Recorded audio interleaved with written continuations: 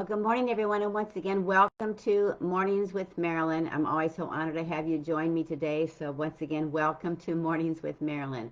I want to read to you this morning out of the Gospel of John. This is John chapter 10, beginning in verse 27. This is Jesus speaking, and he said, "My sheep, we are his sheep, my sheep hear my voice. My sheep hear my voice, and I know them, and they follow me." What a powerful thing that is. We are his sheep, and he's made it possible through his word that we can hear his voice. And when we hear his voice, we are to follow what we hear. You know, I started reading the Bible when I was in grade school. My mother gave me a little Bible, and I started reading that Bible, and every night before I went to bed, I would start reading a chapter and I would check it off. If it was too long of a chapter, I would read about half of it. But as soon as I finished a chapter, I would check it off, check, check, check, check, check. And I began reading my Bible in the book of Genesis, Exodus, Leviticus. Now, Genesis, the very first part when it talked about creation and how God created everything and talked about Adam and Eve, I could understand that part. But from that point on, I didn't understand anything I was reading. Exodus, Leviticus, Numbers, Deuteronomy, Joshua, Judge. I didn't understand anything. But I just kept reading and check, check, check, check, check. And then one day when I was 8 years old, and it must have been about the same time I was reading my Bible, I heard an audible voice of the Lord. It was audible. Changed my life forever. And then when I was 28 years old, and during this time I was attending a denominational church. And it wasn't a spirit-filled word of faith church. It was a denominational church. And in that church, I did learn some valuable lessons. I learned that God was good and that God loved me. And that was engrafted into me. But that was the only thing I learned. I didn't learn anything about healing or the Holy Spirit. I didn't learn any of that. And then when I was 28 years old, and I was in the hospital with cancer. I didn't know I had cancer. The doctor didn't know I had cancer. I was in for exploratory surgery. Only God knew that not only did I have cancer, but that I was about to die. And I heard an audible voice again while I was in that hospital. The Lord spoke to me and he said, "Your time is up. Under your present condition, you are destined to die." Now that's a strong report. It's not coming from the doctor. This was coming from God. He says, "Your time is up. Under your present condition, you are destined to die." But then he also quoted from the Gospel of John.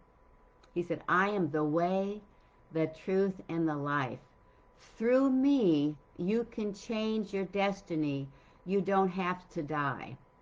And I immediately responded back to the Lord, and I said, "Lord, I don't know one thing about healing.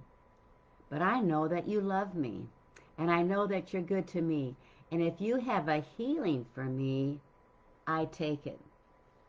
Now, you can hear my complete testimony on my website. It is on my website. You can listen to it.